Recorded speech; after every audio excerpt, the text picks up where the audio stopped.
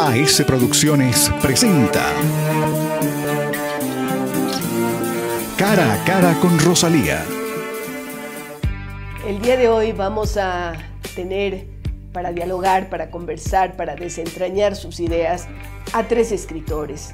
Uno de ellos con quien empezamos en este momento es Humberto Montero. Tiene una serie de actividades, es diverso en cuanto a sus intereses, porque tiene una licenciatura en publicidad, tiene un posgrado en composición musical electroacústica, es catedrático universitario con más de 12 años de experiencia y ha escrito un libro para mí fundamental en los últimos tiempos cuando se trata de recuperar esa memoria que a veces perdemos los ecuatorianos sobre nuestros grandes artistas. Un libro sobre la obra de Estuardo Maldonado. Así es que bienvenido, Humberto, a este programa. Me gustaría empezar por usted mismo, ¿no? Que nos explique esa diversidad de intereses que tiene. Por un lado, la publicidad, el diseño. Por el otro lado, escritor, que hace un análisis sobre la obra de un grande de la pintura ecuatoriana, pero también el tema de la música. Bienvenido. Muchas gracias, doctora, por la invitación y pues al público. Varios intereses desde pequeño porque tuve esa educación paralela del colegio que tiene su malla curricular establecida, pero siempre ese ingrediente de estudiar algo más, lo paralelo. Y fue el arte lo que siempre me llamó la atención desde un inicio. También el deporte, me gustaba mucho el fútbol, practicaba eso. Entonces tenía actividades extracurriculares bastante diversas. Y la música... Tenía una vida llena desde el comienzo, ¿no? Sí, la verdad. Y tener esas amistades de hombres, personas, mujeres enterradas 100 años atrás, de una partitura musical, de un libro especial, de alguna poesía, le van dando una identidad al niño en ese momento, al muchacho, que tal vez no se dé cuenta. Uno se da cuenta cuando sale del colegio y empieza a buscar ya qué actividad económica poder desarrollar. Claro, y se da cuenta que en cierta medida ya ha hecho una carrera, que es la de músico, que fue la que yo hice paralela, y como pianista ya tenía los años de estudio como para trabajar en ello. Uno no tiene esa conciencia, era rockero y maloso en ese momento, sí. Era lo que más me llamaba la atención, mucho la banda del colegio de rock, claro. Y después trabajar en algún bar por la Mariscal. Y un poco la bohemia, ¿no? Exactamente, eso. Y eso también es un poquito que distorsiona en la familia.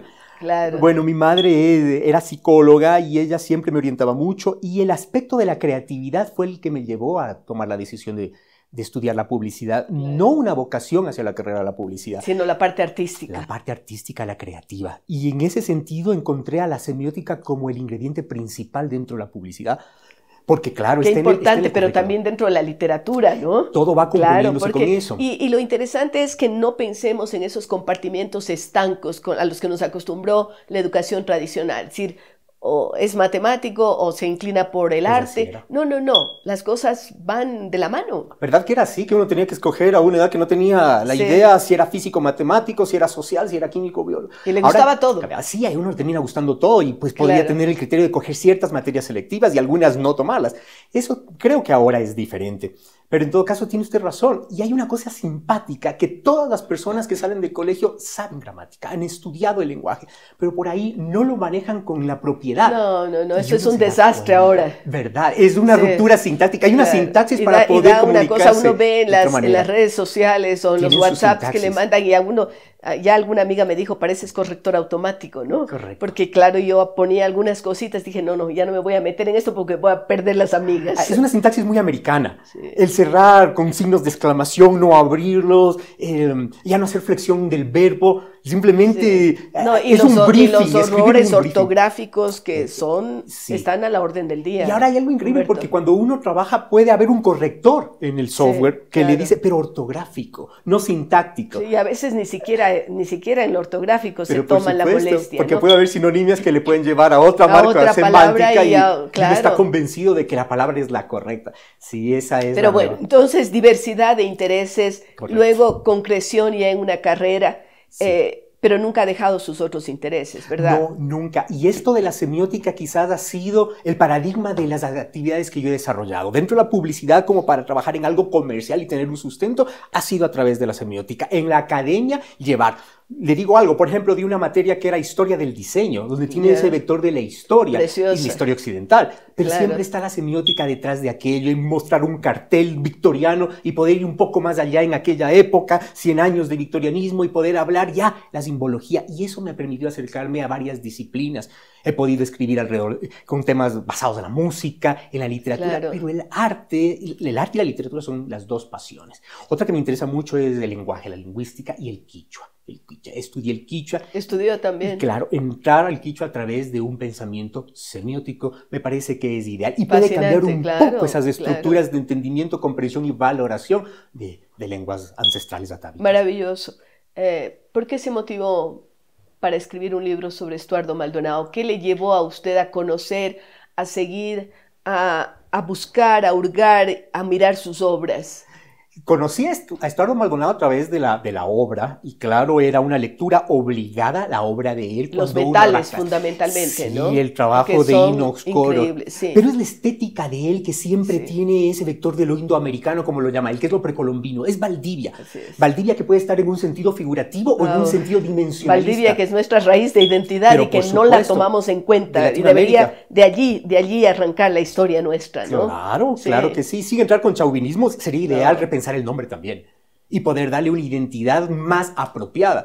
Buscarle esa identidad y estudiar a la cultura, ¿no? Tratar de descifrar cuál era el lenguaje y cómo ellos podían hacer su codificación en su vida. Compleja. Y eso es algo que a él le ha encantado. Le cuento algo, cuando era profesor de la universidad activo y daba las clases, por ejemplo, esta historia del diseño, hay una materia que me encantaba mucho, que es un momento de la historia que es la psicodelia. A propósito, estamos cumpliendo 50 años de Woodstock y del momento de la psicodelia, que es de San Francisco. Somos de esa generación. Somos de esa generación. Al menos yo, sí. Usted probablemente no, pero yo sí soy de la generación. Cuando me preguntan, a veces dice Millennial, Z, X, no, Woodstock, esa es la mía, le digo, la más creativa, porque la que irrumpe con una fuerza enorme en todos los ámbitos, ¿no? Es verdad, hay un término alemán que es el Gesamtkunstwerk, no sé si le dije bien correctamente, pero es Gesamtkunstwerk, que es la obra de arte total, y eso es la psicodelia. Hay cine, hay literatura, hay poesía, inclusive la religión, la política tiene ese vector porque es muy contracultural y está en el otro extremo. Es como esta máxima de la Edad Media: ¿quieres conocer a Dios? Acércate a través del diablo, porque es el contraste, no a través del santo porque se asimila.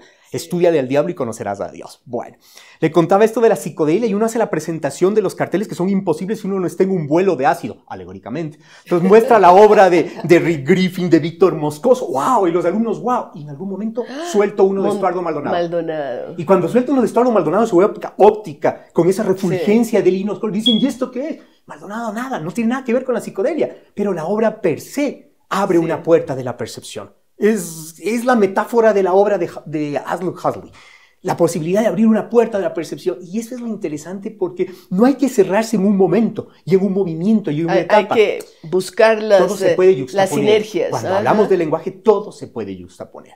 Y en ese sentido, uno, al ver el contraste, se acerca más a Maldonado.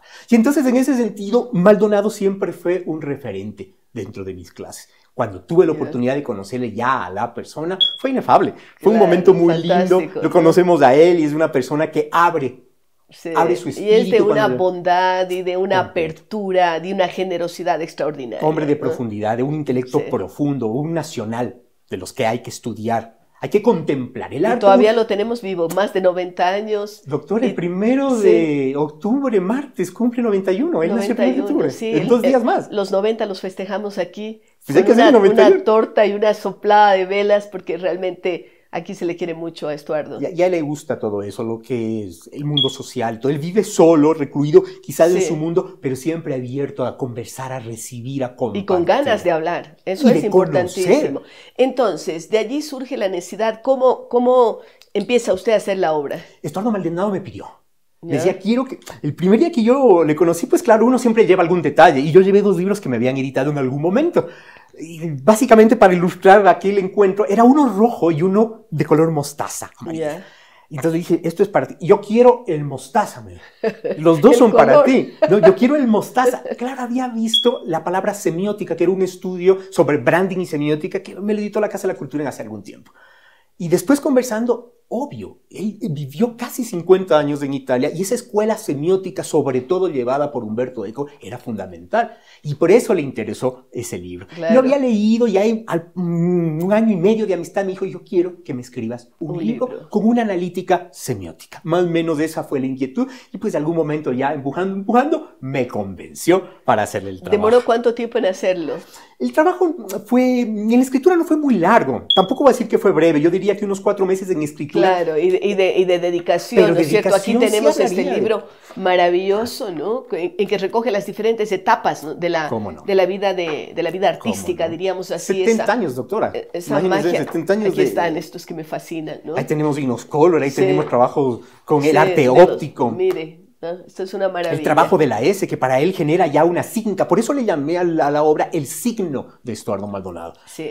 Él inclusive a este elemento lo llama el signo y le dice que es la vida y la muerte. Y lo encontró en algunas cerámicas de Valdivia, unas piezas de cerámica increíbles. Entonces él nunca perdió ese objetivo de encontrar la energía de su equinoccio y poder llevarle a su obra. Eso es lo fundamental de Estuardo Maldonado.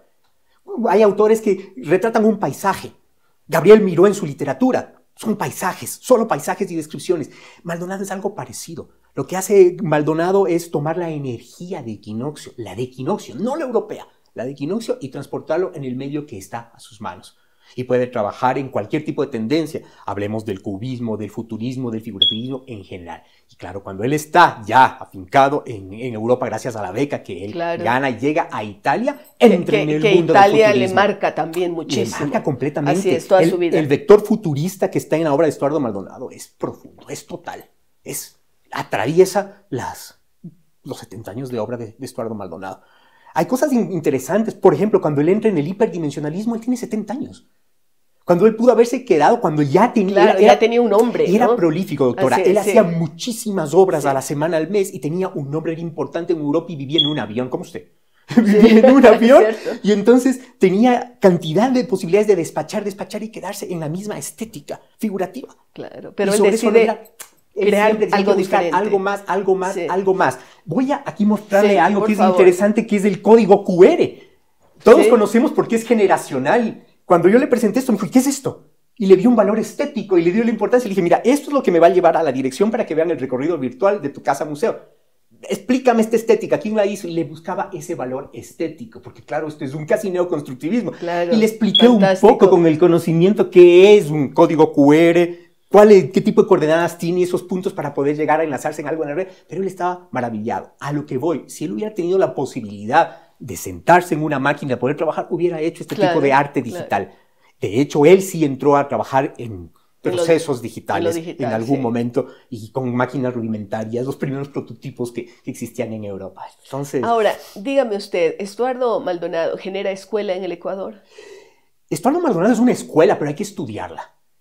Hay que estudiarla. Es como... Porque hay gente que de alguna forma se ha beneficiado de ser sus alumnos. Me refiero a Mónica Sarmiento, que está viviendo en los Estados Unidos, pero que ella confiesa ser discípula y de alguna forma tratar de seguir esa línea de Estuardo Maldonado. ¿Hay otros autores aquí que dicen lo mismo? ¿No los ha investigado usted todavía? No le diría que hay, doctor. Es un pupilaje el que se puede llevar. Gente que se interesa por su obra, pero no hay una escuela. No hay una escuela. Cuando debería haber, porque él es un innovador, él le da una dimensión diferente al arte ecuatoriano. Exactamente. Él podía tomar dentro cualquier estética, hablemos de estilo holandés, la obra de Mondrian, por ejemplo. Así es. Y él podía crear una configuración neoplasticista, pero con el signo de la S. Claro. Es decir, Maldonado estaba siempre presente en cualquier trabajo que él podía aproximarse. Y desde ese punto de vista es interesante el poder reconocer a la obra y hacer una escuela detrás de eso.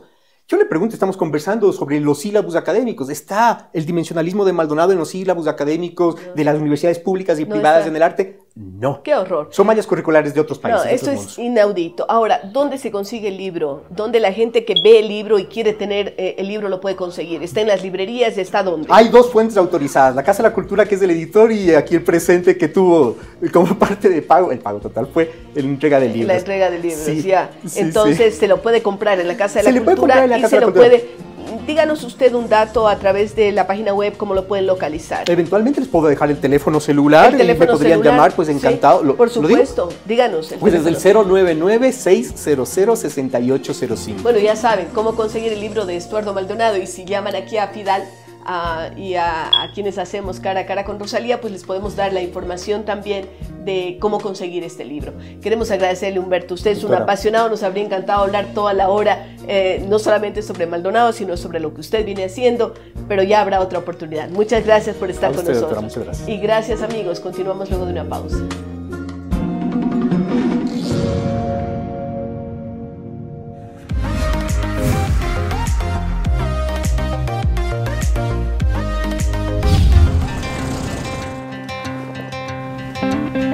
Hay experiencias que, además de apreciarlas mientras las vives, cobran más valor con el paso del tiempo por la importancia que tuvieron en tu vida.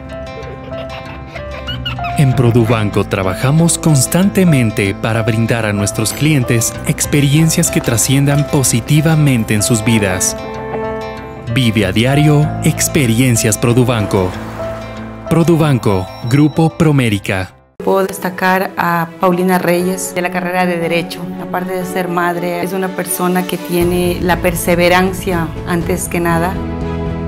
La modalidad a distancia que ofrece la UTPL te brinda la oportunidad de que puedas hacerlo desde el lugar donde tú te encuentres, desde tu casa, desde tu trabajo. Gracias UTPL por demostrarme una vez más que los sueños se pueden hacer realidad.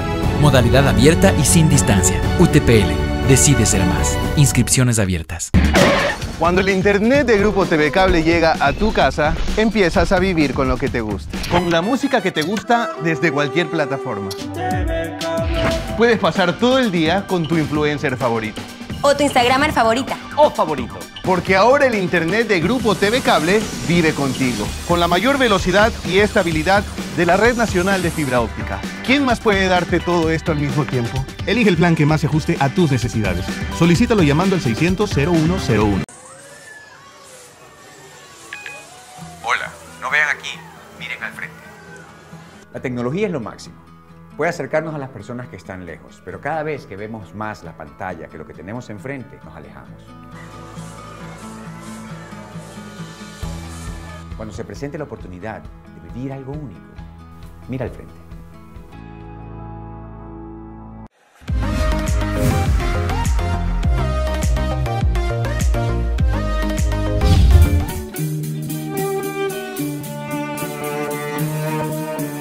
Gracias, amigos, por continuar con nosotros en este recorrido por la literatura, por la escritura, y tenemos la suerte de contar con Paul Puma, a quien ya lo hemos tenido en estos escenarios. Hemos conversado con él cuando ganó el premio Aurelio Espinosa Polit por ese libro que para mí marca un hito en la historia de la poesía ecuatoriana, el poemario Felipe Guamán Poma de Ayala, que ganó en el año 2002 el premio Aurelio Espinosa Polit. Paul es un autor prolífico, está siempre innovando, siempre escribiendo. Yo alguna vez decía, cuando uno piensa que ya todo está escrito, que ya todo está hecho en la poesía, ¿no? Cuando ha visto las corrientes que se han dado a lo largo de la historia de la humanidad, sin embargo, en Paul Puma encontramos siempre innovación, sobre todo en el ámbito de la poesía. No he leído su obra de teatro, no he leído su novela que nos ha traído el día de hoy, pero lo voy a hacer, Un leve resplandor llamado Klaus, lo haremos, pero como poeta yo creo que es de esos grandes nombres en la literatura, no solamente ecuatoriana, sino universal. Así es que bienvenido, Paul, a este programa. Un gusto de tenerlo nuevamente por aquí. Doctora, realmente muchísimas gracias por sus palabras y agradecido por su invitación. Siempre para mí es un honor, un privilegio conocerla y contar con su amistad, con su conocimiento. Paul, para mí es un orgullo. Gracias. Sobremanera por sus palabras. Gracias, Paul. Cuéntenos, después de el premio Aurelio Espinosa Polit, ¿cuáles considera usted que son los mayores éxitos?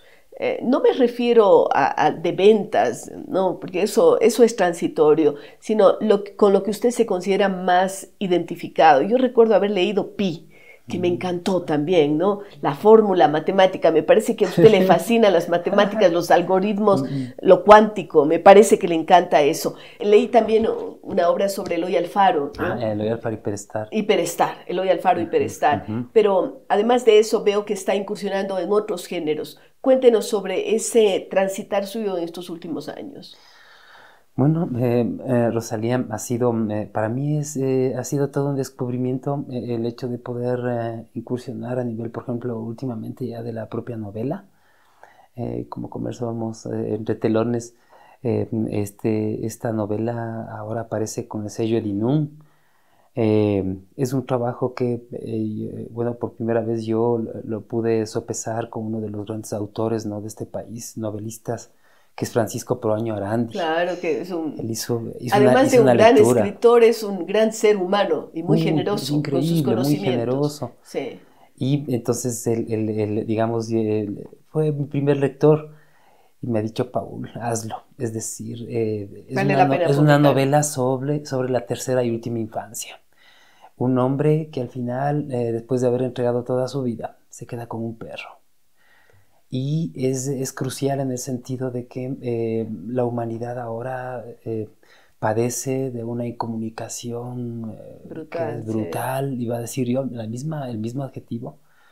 Es decir, ¿cómo es posible que un condominio, una persona al final se aferre a un animal para relacionarse con alguien, ¿no? No. Sí, es decir, no yo mismo nada. Lo he vivido, es decir, claro, todos lo hemos vivido, sí. Uno puede constatar, ¿no?, cómo el ser humano se aferra a los animales. Y a mí me llamó mucho la atención el hecho de que, por ejemplo, a un animal, como a un perro, ahora se le da, tiene sala de masajes, sí, claro, tiene peluquerías, sí, hoteles. Hay una señora, yo digo un detalle ahí en el libro, en el que me parece que es en Italia, que le deja sus 2 millones de euros a su perrita. Entonces, no es tan jalado de los pelos en el sentido de que si la humanidad le da la espalda al propio ser humano, entonces el ser humano ahora encuentra otros asideros. Sí, otros asideros como ¿no? El de buscar en una especie como la del perro, ¿no? Una amistad, una lealtad, incluso una comunicación. Y he leído tantas cosas sobre perros. Este es casi un ensayo, si se quiere, hasta sobre filosófico, sobre sí. el perro. Yeah. El perro, ¿no? El mejor amigo del hombre. Sí, algo que ya no pude incluir, por ejemplo, que leía yo, una cosa última, es que dicen que el perro busca la mirada de su amo al final, antes de morir. Y es decir, hay tantas cosas sobre la cuestión del perro. O la película, recuerdo, basada, me parece, en un libro de ese perro que se quedó esperando tiempos, el amo muere, ¿no? Sí, sí, y sí. se queda esperando, y se queda esperando, y se queda esperando en el parque donde se reunían, pero sí, hasta sí, que muere, sí, sí. ¿no? Se queda congelado ahí. Sí, hay una, me dicen mis alumnos, una película lagrimógena, pero me quiero acordar, hasta, bueno, es un perro que tiene algunas vidas incluso, hasta llegar a su primer dueño. Yeah. Entonces el dueño lo reconoce por una de las acrobacias que realizaba. Pero la novela ha sido la búsqueda que yo hice desde el inicio. Paradójicamente o irónica o contradictoriamente, yo me dediqué luego a la poesía. La poesía yo no la voy a dejar nunca. Yo aspiro a que no la deje nunca. No, sí. Sigo en la poesía, pero quise decir a Olga ahora algo, ¿no? Es decir, que la gente pueda empezar a entender un poco cómo es esta época. Entender o empezar a percibir cuáles son las aspiraciones de un ser humano en esta época. Comunicarse, vivir con los demás, aproximarse al otro, expresar su sentir, decir algo es lo que quería ahora. Uh-huh. Y también he hecho últimamente por el sello Arequipa, un sello de Arequipa que se llama Surnumérica, ¿no? Yeah. En Perú. En Perú. Hay un libro último que también es yo creo que también es una noticia muy, muy grata, última, ¿no? Se llama La Mancha Mongólica. Yeah. Y que por primera vez yo creo, es lo que estamos especulando con el editor, que es José Córdoba de Perú, indaga en el tema de la discapacidad, es decir, de la incapacidad o de la discapacidad y el erotismo. Es decir, yo le digo, por ejemplo, a una amiga conversando, me dice, ¿de qué se trata este libro? Que está loquísimo, ¿no? Son cuentos que tratan acerca de personas, digamos una que en un momento dado se saca su prótesis y luego va a amar. Empezar a entender las enfermedades, por ejemplo, y su vinculación con el erotismo. Claro, porque esa es la una gente clave piensa que tanto en el libro. En la vejez, como si una persona está doliente, diríamos, por decirlo menos, no tiene deseos, no busca el erotismo, y eso es mentira, ¿no? Eso es una falsedad. Sí. Es decir, empezar a entender que todo el mundo tiene derecho a su sexualidad. No tiene edad. No tiene edad, ni condición. No tiene condición, sí. Ningún tipo de condición, ¿no? Sí. Entonces, qué interesante. muy inclusivo el texto sí, ya está ¿no? publicado. En el Perú. Incluso yo no tengo todavía los ejemplares, me los están trayendo ya mismo. Hay una deuda que tiene pero conmigo. Pero ahí, doctora, entonces, con usted yo ya sabe que me yo interesa le tengo muchísimo. Que entregar, sí. Entonces, son cuestiones como muy humanas que yo he querido decir, claro. ¿no? Es decir, ahora, pero usted en el lenguaje está siempre innovando. Yo recuerdo el Eloy Alfaro, Superstar, varias páginas en blanco, ¿no? Yo decía, esas páginas en blanco tienen una razón de ser. No es que yo dejo las páginas en blanco y luego reinicio, o una sílaba en una página en blanco. Usted está siempre investigando, está buscando nuevas corrientes, o usted está creando y se encierra y no quiere tener contacto con otros tipos de poesía para crear lo que a usted le nace. ¿Cómo es su proceso creativo, Paul? Bueno, es un poco como decía Steven Spielberg cuando hacía sus películas, ¿no? Al inicio decía, yo quiero hacer lo que no he visto. Entonces, se planteaba él eso. No quiero meterme en nada más. Sin embargo, claro, es decir, hay tantas lecturas que uno tiene tantas influencias. Pero más allá de eso, yo le agradezco mucho, doctora, porque usted apunta a algo que es esencial en mí, ¿no? En el sentido de la renovación, de la innovación del lenguaje. Pero es interesante que se complemente con un contenido, es decir, con una profundidad al final, que aterrice en algo. Por ejemplo, uno de los textos que ganó el Premio Universidad Central, que se llama B2, que son 2 poemas juntos, ¿no? Que conforman una suerte de díptico, ¿no? Es como 2 cuadros que se juntan, pero al mismo tiempo son 2 historias interdependientes. 2 poemas, que además porque dicen a usted que le gusta son... hacer poemas largos, además, sí, ¿no? y que son como anfibios, ¿no? Porque además en los pies de página marcan historias incluso. Es decir, se pueden configurar en varias historias que al final se juntan. Y además, esto es interesante porque el primer poema se llama Betina y el otro se llama también Betina. Betina y Betina. Sino que el primero es como la negrita al inicio, y en el otro, en cambio, digamos, la tipografía cambia. Y usted se mete con la tipografía. Es una locura. Porque usted no se lo está dejando eso al editor, ¿no? Sí, no. Es decir, cuidar hasta los últimos detalles para entender que dentro del propio libro todavía se puede hacer una revolución a nivel del propio libro formal. Mucha gente como Apollinaire, por ejemplo, en algún momento dijo los caligramas, no hagamos esto, otro, busquemos otros aditamentos, formas, pero yo no estoy en contra de eso, pero yo creo que todavía el libro como tal, desde su propia plataforma, o sea, puede generar nuevas cosas. Puede nuevas reinventarse cosas. siempre, Reinventarse, ¿no? Claro. Generar una nueva postura, más que la postura que puede ser una impostura, riéndome, más bien yo creo que innovar. ¿Qué es eso, no? O sea, buscar la diferencia y siempre en la búsqueda de esa originalidad que es una utopía, pero que al final a uno lo marca. Lo va ¿no? consiguiendo, usted lo va consiguiendo. Lo marca. Usted hace mucho estudio semiótico, se mete mucho con las palabras, con los hipertextos, con cómo llega la comprensión. Le digo esto porque en los actuales momentos como que el lector quiere lo simple, ¿no?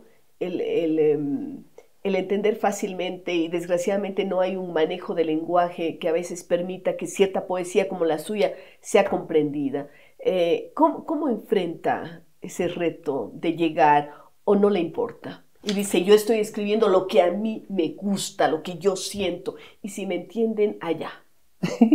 Sí, doctora. Bueno, hay una búsqueda que primero es personal, necesariamente es personal, ¿no? Claro. Es decir, yo creo que el profesor ahora estamos tanto metidos en esto también de la educación. De profesor, así es. Sí, el escritor no debe escribir para agradar. No. Eso sí creo que me parece importante. Y sin embargo, igual, yo pienso en que el escritor no debe escribir tampoco para ganar un premio, el escritor no debe tratar si se quiere, de buscar un target, ¿no? Un público. Ahora sabemos cómo está la industria editorial, es decir, hay libros que se contratan, ¿no? Es decir, desde el inicio.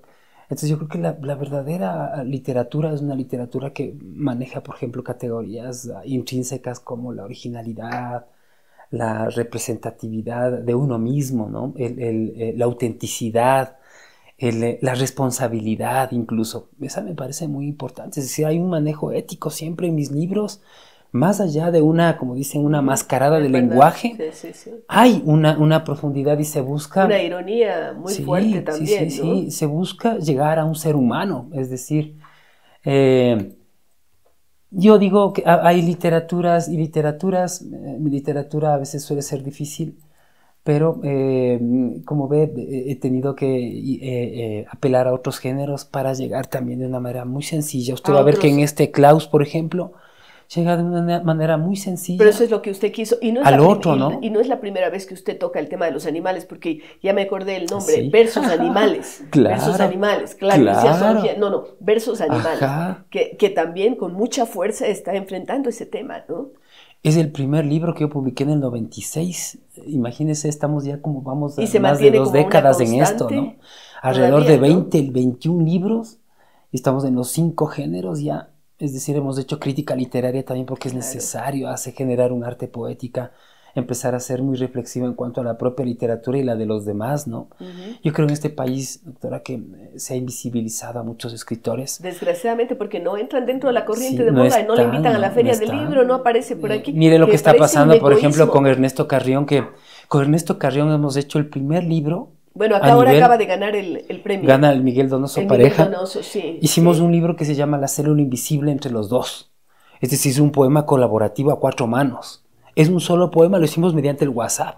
Nos enviamos y al final lo editamos. Poema WhatsAppero. Ese libro es una locura, es decir, él enviaba lo suyo muy fuerte y yo le respondía. Claro. Íbamos generando al final un poema río. No se ha hecho una cosa similar, es lo que había pensado Ernesto cuando me propuso hacer el libro. Ahora, prácticamente no se tienen noticias, es decir, se sobredimensionan ciertos autores y lastimosamente, debo decir, ¿no? O sea, en ciertas etapas de las políticas culturales no se toma en cuenta la verdadera literatura. El libro de Ernesto Carrión, por ejemplo, Enseñamos yeguas en la madrugada, que es el libro que gana el Casa de las Américas, no prácticamente... Está desconocido aquí. Absolutamente desconocido. ¿Qué cosa? Vamos a seguir hablando sobre esto, Paul. Hagamos una pausa y regresamos.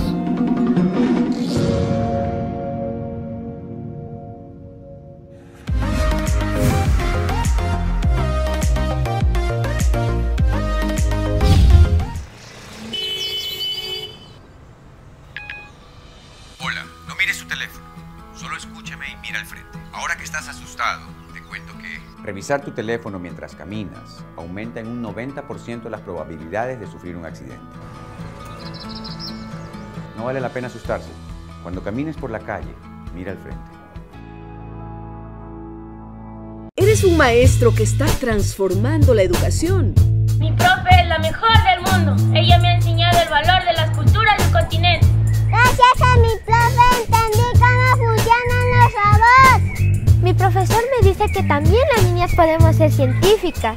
Mi profe es como una crack porque me enseña matemáticas y juegos. Postula ya al 12º concurso nacional y 7º iberoamericano de excelencia educativa y gana $10,000, viajes al exterior y becas de estudio. Más información en www.fidal-medioamlat.org. Apuesta por la excelencia. Fidal es pasión por la educación. ¡Mis profes se merecen un premio! Estoy tan orgulloso de ti. Has llegado muy lejos. Has mantenido siempre tus principios. Eres imparcial, objetivo y sincero. Has aprendido lo que necesitas saber. Sigue adelante. Así es, Diario La Hora. Llegamos cada mañana con la mejor información en el tamaño ideal. Diario La Hora, lo que necesitas saber.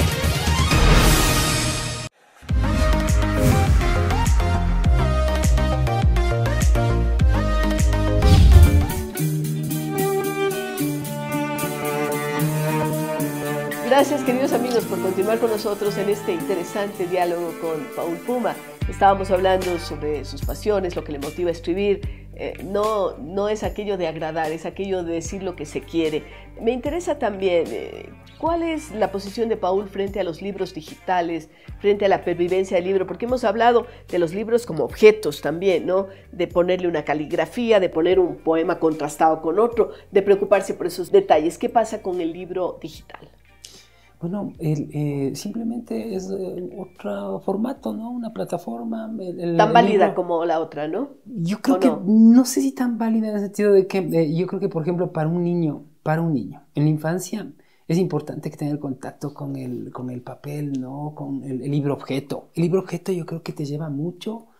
Es desde el perfume de las hojas, sí, el couché de las antiguas enciclopedias, hay muchas cosas ahí, las poder rayar también allí, ¿no es cierto? Porque uno le quiere hacer poner observaciones. Todo me parece que realmente eso le conduce, ¿no? a la propia literatura. Desde y al goce de la lectura. Sí, y eso se está perdiendo un poco con los androids. Sin embargo, es decir, claro, ahora, por ejemplo, en este libro, en Klaus, un viejito le han obsequiado un android y comienza a digitar de a poco, ¿no? Como en La escafandra y la mariposa, no sé, ese libro, si usted lo revisó algún momento, es un documento hermoso porque lo escribe Bauby, que es el director de la revista Elle en Francia. Yeah. Es un testimonio real de un hombre, un escritor que al final sufre un ataque y lo que se llama el ataque de Lockheed-In, algo así me parece, y queda bloqueado, es decir, queda absolutamente paralizado, y solamente el párpado izquierdo le sirve. Y se pone la enfermera es quien con él va a generar una forma de comunicación, ¿no? Ella le va dictando en francés, es decir, él va capturando sí, no, y con el parpadeo escribe un libro, es toda una proeza humana, y es real, ¿no? La escafandra y la mariposa. Y la mariposa, fantástico. Entonces, en este caso, el viejito le han perdido el libro, pero le han regalado un Android y ahora se pone a reescribirlo de memoria de algún modo, ¿no? Es decir, comienza a escribir con su dedo. Digitalmente. Y es como que a un joven le dieran una suerte de PlayStation, ¿no? Es decir, está con un juguete nuevo que empieza a comprender. Se pierde la caligrafía, doctora, y eso sí es un dolor. Pero bueno, ¿no? hay intentos ya de recuperarla. Parece Francia, Inglaterra están dando disposiciones de que en la escuela los chicos vuelvan a escribir, y no en imprenta, sino manuscrita, como se decía, que hace que haya una hilación entre una letra y otra. Usted está dedicado a la educación también, veo, porque va a publicar un libro de educación. ¿Estos intereses vienen de qué? ¿De dónde las ganas de escribir sobre educación? Ya no estamos hablando de una creación literaria. Bueno, han sido básicamente el haber trabajado casi 10 años en colegios, de diversas maneras, ¿no? Y por diversas entradas, y luego trabajar en la universidad. Es decir, el observar experiencias, ¿no? Muchas experiencias a nivel de los propios estudiantes, y la necesidad también de recordarme ciertas cosas, ¿no? Yo digo que tiene mucho para mí, pero mucho para los otros ese libro. Es decir, porque no es un libro solo para educadores, es para padres de familia, ¿no? Para otro tipo de gente que tiene que ver con la educación de los hijos en la casa, ¿no? Es una pedagogía de valores, ¿no? Dentro y fuera de clase, o dentro y fuera del aula, que básicamente surge como una bitácora primero. Esencial que yo manejo a nivel de los primeros días en un periodo, ¿no? De estudios. Entonces es importante conversar con los chicos, fijar lo que se dice un poco las reglas de convivencia, pero en ese sentido, por ejemplo, hablar del celular dentro del aula, que es una cosa tan que ahora hasta profesores que están muchos años en educación se quejan, dicen, no, que es increíble, ¿cómo hago para que ya guarden el celular? Es una cosa increíble, se lo esconden, se lo guardan, digitan el celular sin ver, ¿no? O sea, es una cosa así muy loca. ¿A usted le pasa también? Es decir, a todo educador le pasa eso, ¿no? Claro, yo soy de la época en que daba clase en el colegio, pero no había celular, entonces no tenía que competir con los celulares. Claro, me imagino cómo será anteriormente ahora. Los profesores que teníamos no volaba un mosco, ¿no? Es decir, profesor, la voz del profesor. Y a veces era incluso hasta bajita la voz, pero todo el mundo escuchaba. Entonces ahora el asunto es que no se escucha. Yo hablo, por ejemplo, ahí de las macrodestrezas, ¿no? Que dicen es oír, ¿no? Pero escuchar es más que oír. Sí. Oír, ¿a quién le escucha ahora a alguien, no? Es decir, ¿quién nos escucha? Es el asunto, es la pregunta, ¿no? Hablar también cuando es necesario en los turnos, ¿no? Tucson Bols tiene, esta educomunicadora habla acerca de cómo emplear los turnos en la educación. Después de leer y escribir, que es, decía yo, es para mí lo mismo, ¿no? Es decir, uno lee cuando escribe y viceversa. Después está el entendimiento, ¿no? Es decir, el profesor es un poco ya un psicólogo en esta época, en el sentido de que tiene que conversar con los alumnos. Conversa, ¿no? Porque, por ejemplo, una chica que estaba en la última fila siempre sacaba malas notas y un momento dado por una conversación uno se da cuenta que ha tenido una disfunción a nivel de la auditiva. Claro. ¿Por qué no se sentó en la primera fila, no? O un chico que era demasiado, pensaba uno arrogante y todo el curso pensaba que era arrogante y venía y hacía las cosas rápidamente, no se quería juntar con los demás, nunca quería hacer trabajos en grupo y tenía Asperger. Es decir, se da cuenta al final de que ha tenido Asperger y cómo son unos genios, ¿no? Claro. Es decir, ahora hay tantos chicos con hiperactividad, con esto del, ¿cómo es? IDA, esto de la dispersión de la atención. Sí. Entonces, no hay una aplicación de un currículo adaptado a nivel de la educación ecuatoriana. Es difícil hablar de un currículo adaptado, a todos, ¿no? Y la inclusión se vuelve compleja cuando el maestro no maneja las capacidades de atender esa diversidad. No tiene esas herramientas. No tiene herramientas. Pero yo digo, por ejemplo, un básico currículo adaptado es conversar, por ejemplo. Empezar a comprender, a entender, como dice Carlos Lomas, ¿no? Es decir, cuando uno entiende lo que le ocurre, se alivia uno. Claro que sí, Paul, pero allí viene también la tarea de los papás y de las mamás que tampoco están conversando con los hijos. Porque yo pienso que si hay un diálogo interno en la familia, ese diálogo se extiende a la escuela también, ¿no? Y el papá y la mamá pueden decirle al profe, oiga, mi hijo no le entiende porque está bien atrás y no alcanza a oír, ¿no? Ya se ha perdido el diálogo en la mesa de la cena o de la comida, qué sé yo. Todos están con un celular o están con un aparato al frente, entonces no hay diálogo. Eso llama mucho la atención, es decir, en una reunión familiar todo el mundo está en otra. Todo el mundo habla está con los que están afuera y no con los que están presentes. Es una cosa loquísima, ¿no? Y además que una muletilla se ha convertido en otra, en una forma de enajenación, ¿no? Sí. Yo les digo a mis alumnos, en el Renacimiento, esto era, les digo, ¿no? El instrumento, ¿no? Para la creación. Entonces me dicen, ¿esto qué, profe? ¿Una pelota? ¿Qué? No les digo la mano. La mano. La mano. Pero ahora, digamos, la extensión del ser humano, el adminículo es el celular. Dicen que a veces está el cerebro allí. Sí, es decir, el cerebro está ahí, está afuera. Sí, entonces, los profesores legan prácticamente al educador todo. Se deslindan, ¿no? Los papás, con pagar a veces una pensión o dejarlo en la puerta del colegio, se acabó mi responsabilidad. Sí. Y mientras más temprano mejor, porque les están poniendo ahora tempranísimo a los chicos. Es muy fuerte, entonces, en ese sentido. ¿Y qué es lo que pasa? Una vez con esa responsabilidad del docente, ¿qué debe hacer? Es decir, yo creo que hay una palabra clave ahí en este texto que estoy trabajando, que estamos de algún modo trabajando, porque yo espero contar con usted, con su participación. Un honor para mí. Valores. Valores esa es la palabra, eso es y fundamental. Fuera de la clase. Así es. Sin valores no se puede hacer nada. Recordemos maestros vivos, muertos, ¿no? como Jorge Enrique Adún, que nos hablan de una idiosincrasia, de una forma de ser, de que no es necesario treparse en el otro para alcanzar un objetivo, claro. De que uno debe, qué sé yo, ahora pienso, por ejemplo, en esa persona que se sube al metrobús, ¿no? Y no le importa a la mujer embarazada, no le importa el discapacitado. Y atropella al que está ahí. El anciano, no le importa a nadie. Con que yo me subí, yo estoy adentro, a mí no me importa el resto. Es decir, también es una época muy dura en cuanto a la incomunicación y a la indiferencia, ¿no? Sí. A la individualidad.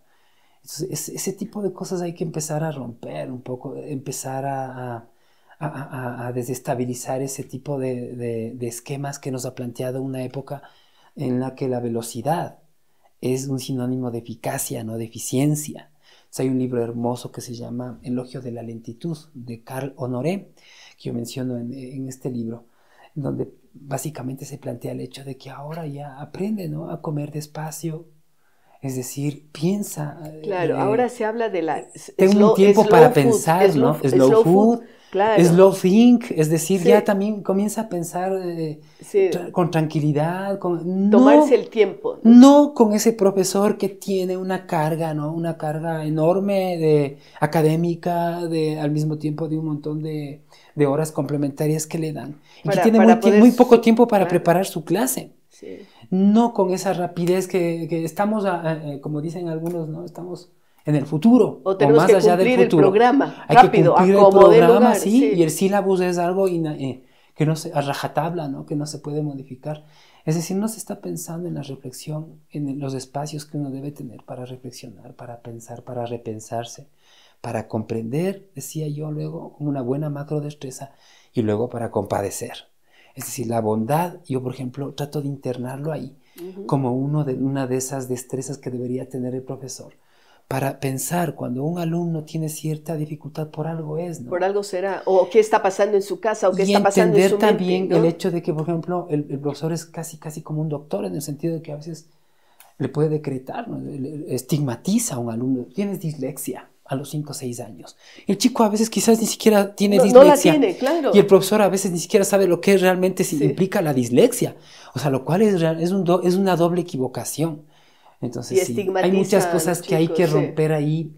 Hay que empezar a entender desde otras perspectivas. Y qué bueno que usted esté escribiendo sobre educación, porque yo creo que hay que darle esa jerarquía al tema de la educación, hablar sobre ella, porque es tan importante. Sin embargo, ni en la parte económica ni en la parte de jerarquización del valor de los maestros se lo toma en cuenta.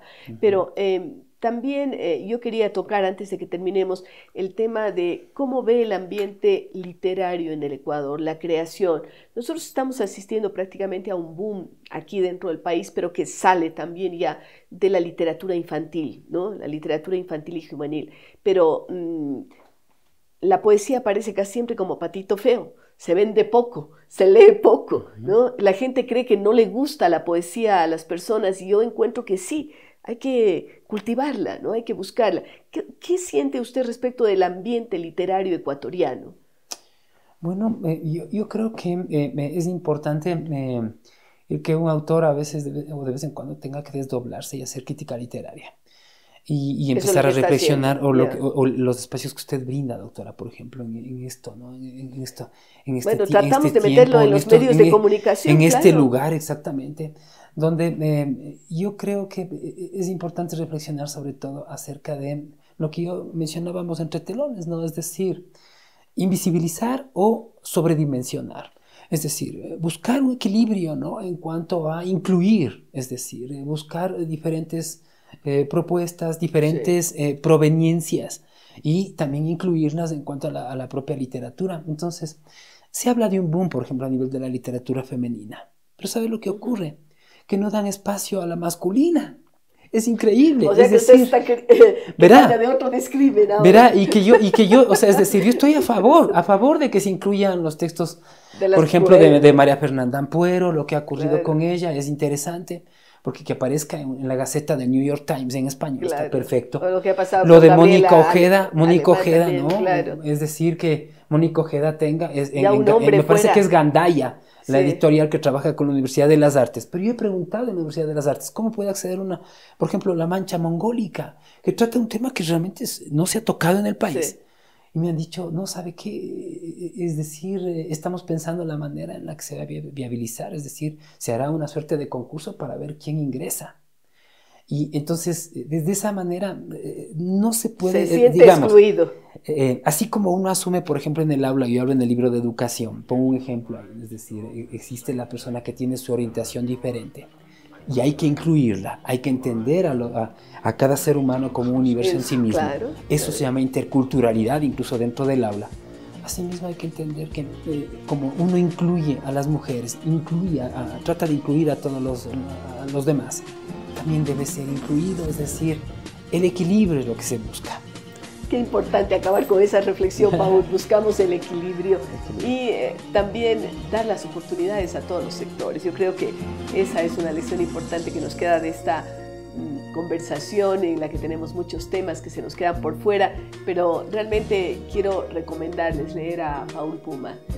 Si no lo hacen, se están perdiendo un gran poeta, pero sobre todo también reflexiones que tienen que ver con el hacer, con el sentir, con el decir. Gracias, Paul, por haber estado con nosotros y con ustedes volvemos luego de una pausa.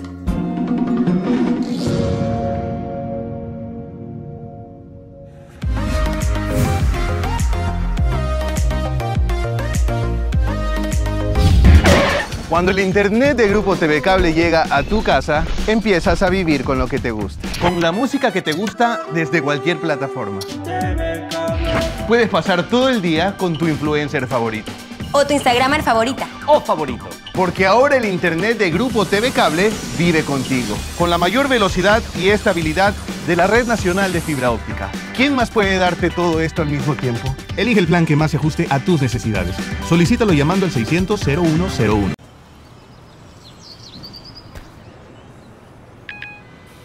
Hola, no veas la pantalla, solo escúchame y mira al frente. Caminar distraído está entre las 5 primeras causas de accidentes en el mundo. Evita accidentes. Cuando camines por la calle, no mires tu celular. Mira al frente. Eres un maestro que está transformando la educación. Mi profe es la mejor del mundo. Ella me ha enseñado el valor de las culturas del continente.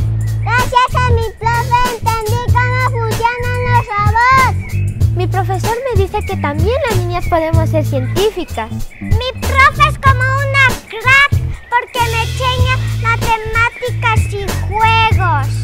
Postula ya al 12º concurso nacional y 7º iberoamericano de excelencia educativa y gana $10,000, viajes al exterior y becas de estudio. Más información en www.fidal-medioamlat.org. Apuesta por la excelencia. Fidal es pasión por la educación. ¡Mis profes se merecen un premio!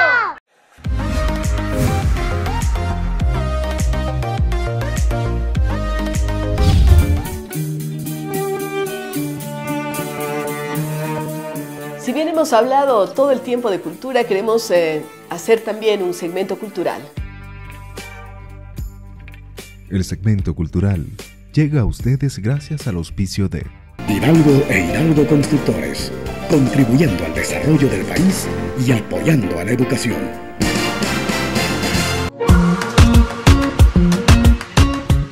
En la Capilla del Hombre, en la ciudad de Quito, se realizó el lanzamiento oficial de la Fundación CoFuturo. Extender la educación superior y la formación profesional en Ecuador para potenciar el desarrollo social es el principal objetivo con el que nace la Fundación CoFuturo, una organización auspiciada por la Universidad Internacional de La Rioja, UNIL, y cuyo consejo asesor está integrado por destacadas personalidades ecuatorianas. Para lograr sus objetivos, coordinará con otras instituciones con las que pueda fomentar la investigación, el emprendimiento y la innovación, pero también el estudio y la experimentación sobre nuevos métodos, técnicas y medios de aprendizaje, tanto presencial como online, así como expandir dicho conocimiento y crear prototipos didácticos. Además, Fundación CoFuturo promoverá la expansión del conocimiento enfocado a la educación superior, instrumentando la experimentación y el fomento del emprendimiento y la innovación. Algunos de los proyectos en los que se enfocará la Fundación son Diálogos CoFuturo, programa de formación a directores de centros educativos con la cooperación de la Fundación Bargay, programa de Ética y STEM, programa de becas a la excelencia deportiva, programa Palancas en convenio con Fundación Felipe González de España. Enhorabuena a la Fundación CoFuturo por el esfuerzo, encaminado hacia una educación de calidad.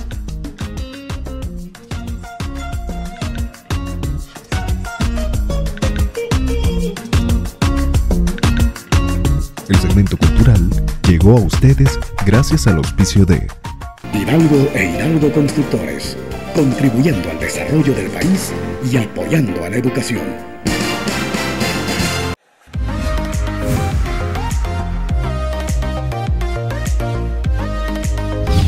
Hidalgo e Hidalgo Constructores, crea, edifica y construye. Kilómetros y kilómetros de carreteras a lo largo y ancho del país. Obras de riego, drenaje y control de inundaciones. Industria de la construcción. Saneamiento ambiental y agroindustria. Hidalgo e Hidalgo Constructores. Contribuyendo al desarrollo del país y apoyando a la educación.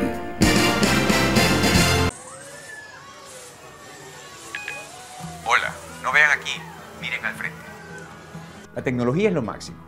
Puede acercarnos a las personas que están lejos, pero cada vez que vemos más la pantalla que lo que tenemos enfrente, nos alejamos. Cuando se presente la oportunidad de vivir algo único, mira al frente.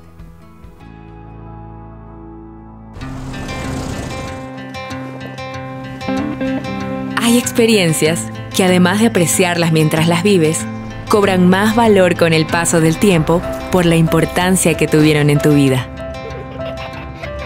En Produbanco trabajamos constantemente para brindar a nuestros clientes experiencias que trasciendan positivamente en sus vidas. Vive a diario Experiencias Produbanco. Produbanco, Grupo Promérica.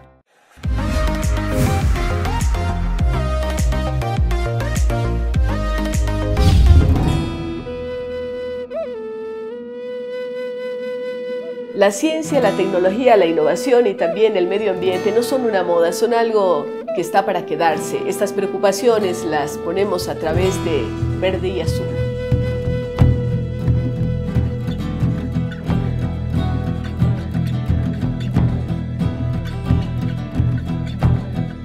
Este segmento es presentado por Grupo Promérica.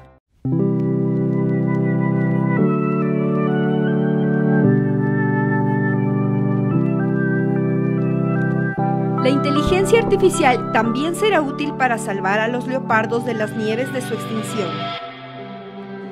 Snow Leopard Trust es una organización sin ánimo de lucro con sede en Seattle. Tiene como objetivo salvaguardar a este animal en peligro de extinción a través de una mejor comprensión científica de sus comportamientos, necesidades y amenazas.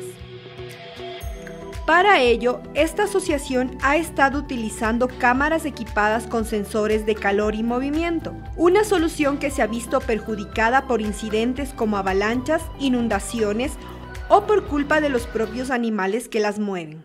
Instaladas en los hábitats de Asia Central y del Sur, estas cámaras generan cientos de miles de fotos, siendo muchas de ellas de cabras, camellos, caballos e incluso hierba que se balancea. En definitiva, cualquier cosa que active los sensores de las cámaras. Así pues, clasificar las imágenes con y sin leopardos era una tarea manual larga y tediosa. Pero este problema se ha acabado desde Snow Leopard Trust. Utiliza la IA de Microsoft para analizar y clasificar las imágenes en una base de datos, haciendo en 10 minutos lo que solía necesitar 10 días. Analizar todas estas imágenes solía ocupar una parte considerable de nuestro tiempo, afirma Coates Sherman, un reconocido ecólogo regional de la organización sin ánimo de lucro que lleva estudiando a estos felinos salvajes desde hace 12 años.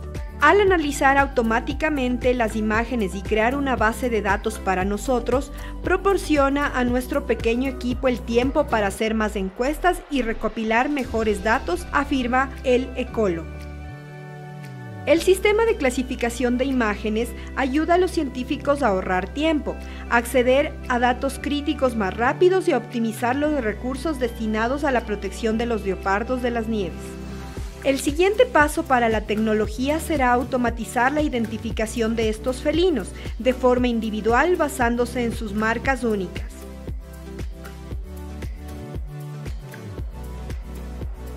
En la actualidad, nadie sabe realmente cuántos leopardos existen, aunque la mejor estimación disponible es de 3.000 a 7.000 ejemplares. La existencia de esta especie es importante para los humanos porque son termómetros ecológicos de las montañas en las que habitan.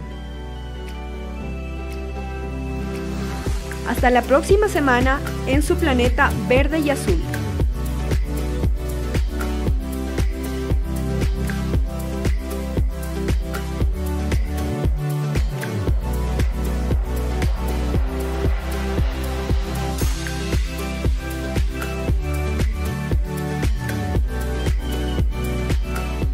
Este segmento fue presentado por Grupo Promérica.